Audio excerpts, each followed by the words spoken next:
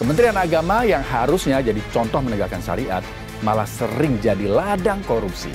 Data ini yang sering dimainkan, termasuk misalnya kasus korupsi haji hari ini juga kan terkait dengan data. Terus kemana aliran uangnya? Nah ini dia nih, uang yang ngalir lewat jalur belakang. Tanyakan ke penyidik. Kalau di kementerian, ya yang ujungnya menteri.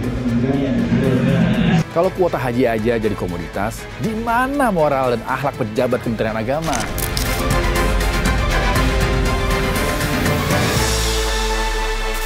Sudah ada 2 menteri agama jadi tersangka kasus korupsi dana haji. Dan sekarang, 1 lagi ikut terseret.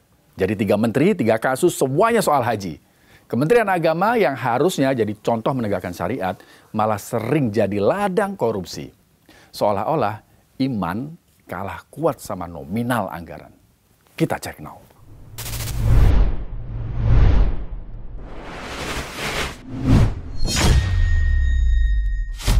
Oke, pertama, Said Agil Hussein Al-Munawar. Ini Menteri Agama tahun 1999 sampai 2003. Beliau korupsi dana abadi umat dan BPIH. Dan kerugian negara waktu itu sekitar 719 miliar rupiah. Yang kedua, Surya Dharma Ali. Menteri Agama tahun 2010 sampai 2013. Dia terjerat kasus korupsi penyelenggaraan haji dan kerugian negara waktu itu ditaksir sekitar 27,3 miliar rupiah. Dan sekarang nih, nama Menteri Agama Yakut Khalil Qomas juga ikut terseret dalam dugaan penyelewengan kuota haji 2024. Kali ini bukan sekedar dana, tapi soal kursi, soal kuota yang jadi rebutan dan ternyata diperdagangkan. Ya, memperdalam keterangan yang saya sampaikan di pemeriksaan sebelumnya, di penyelidikan. Jadi ada pendalaman. Ada berapa pertanyaan di dalam? Insya Allah kalau saya nggak salah ada 18. Soal ya. apa aja, Gus? Ya materi sampaikan. Soal pembagian kotanya terkait dengan persoalan yang sedang di... Gus, soal aliran dugaan fee terkait pembagian kota itu gimana, Gus? Tanyakan ke penyidik ya. Jadi asal tahu aja bro, kuota haji Indonesia itu jumlahnya sekitar 221.000 jamaah. Pembagiannya sudah jelas diatur di Undang-Undang Nomor 8 Tahun 2019. 92% untuk haji reguler dan ada 8% untuk haji khusus. Nah artinya ada 203.320 kursi reguler dan 17.680 untuk kursi haji khusus. Nah masalahnya kemudian datang ketika Indonesia mendapat kuota tambahan 20.000 kuota dari Kerajaan Arab Saudi tahun 2024. Harusnya menggunakan aturan tetap yaitu 92% reguler dan 8% haji khusus. Tapi sama Kemenak waktu itu dibuatlah sebuah SK yang membagi kuota haji tambahan jadi 10.000 untuk reguler dan 10.000 untuk haji khusus. Nah disinilah bisnis gelapnya mulai berjalan. Informasi yang kami terima, ada sekitar 100-an biro perjalanan haji yang kebagian jatah khusus. 1 kursi itu dijual dengan harga 2.700 sampai 7.000 dolar. Ini kalau dirupiahin setara dengan 42 sampai 115 juta rupiah. Sebelumnya nanti kita lihat yang setahu saya, karena saya lihat yang besar-besar aja ya, makmur dapat. Tapi uhudur nanti saya lihat ya. Dapat enggak gitu. Tapi secara keseluruhan itu dapat semua. Cuman beda-beda. Beda-beda tergantung besaran travelnya dan lain-lainnya. Beda-beda gitu.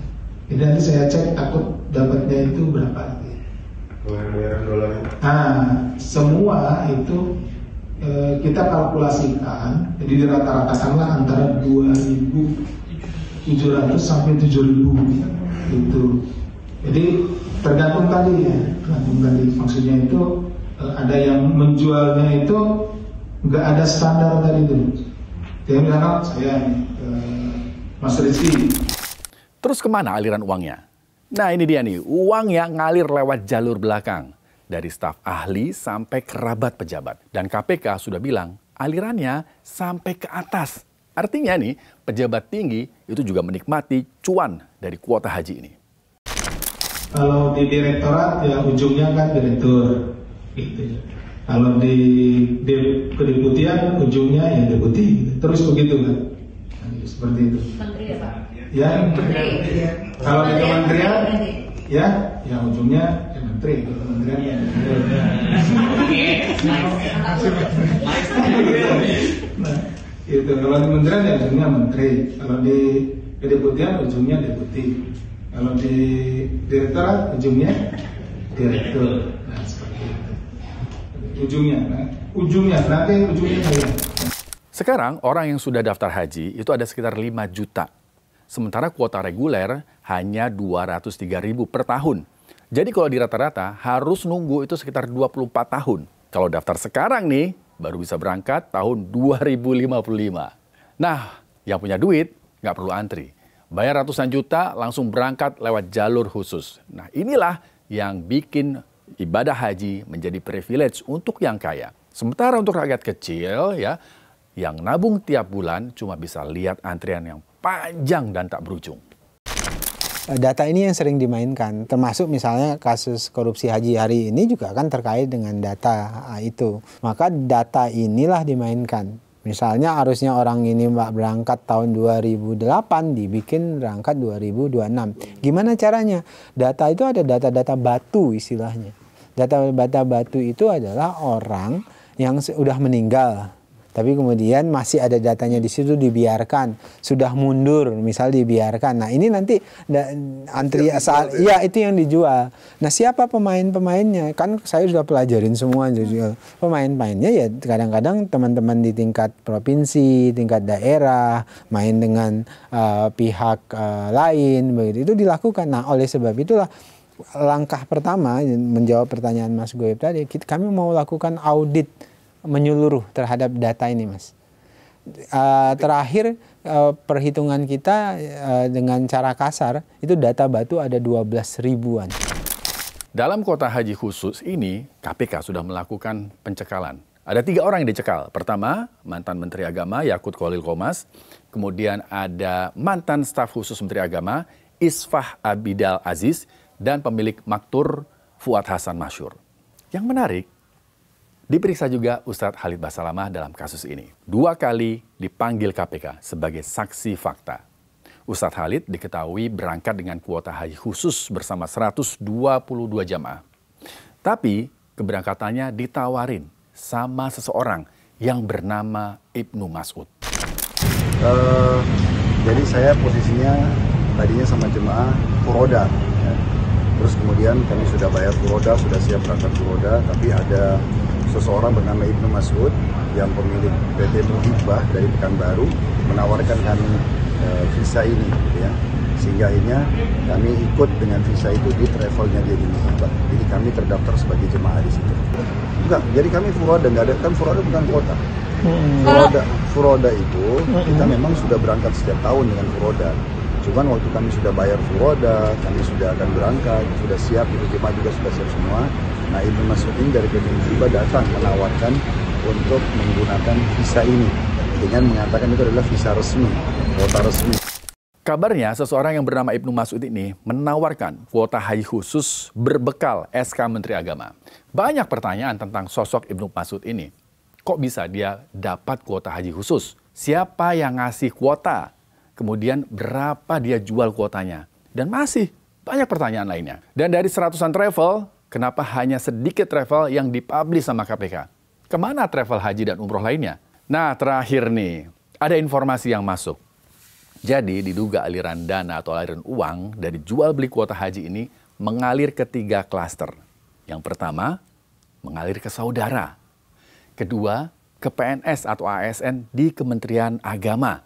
Dan ketiga, ke orang dekat Menteri Agama saat itu. Pertanyaannya, sampai kapan Kementerian Agama jadi ladang korupsi? Dari Said Agil Hussein, Surya Dharma Ali, sampai Yakut Khalil. 3 menteri, 3 kasus, semuanya berkaitan dengan haji. Haji itu kan ibadah suci, bukan tiket konser yang bisa diperjualbelikan. Kalau kuota haji aja jadi komoditas, di mana moral dan akhlak pejabat Kementerian Agama?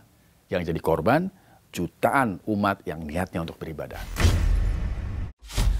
Oke, kita dukung KPK untuk berani bongkar tuntas biar kesucian haji nggak terus jadi korban transaksi gelap di balik meja kementerian.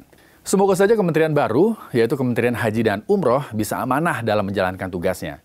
Jangan sampai mengulang drama lama Kemenak, di mana urusan suci malah jadi ladang korupsi. Pejabat dan menteri lebih hafal cara memperkaya diri dari dana dan kuota haji. Saya Rizky Hasan, tetap kritis, tetap waras, merdeka. Makasih banget ya sudah menyimak Check Now. Kamu pengen kita bahas apa lagi? Silahkan tulis di kolom komentar. Dan jangan lupa like, subscribe, dan share supaya nggak ketinggalan informasi-informasi menarik lainnya di YouTube Official iNews. Saya Rizky Hasan, terima kasih dan sampai jumpa.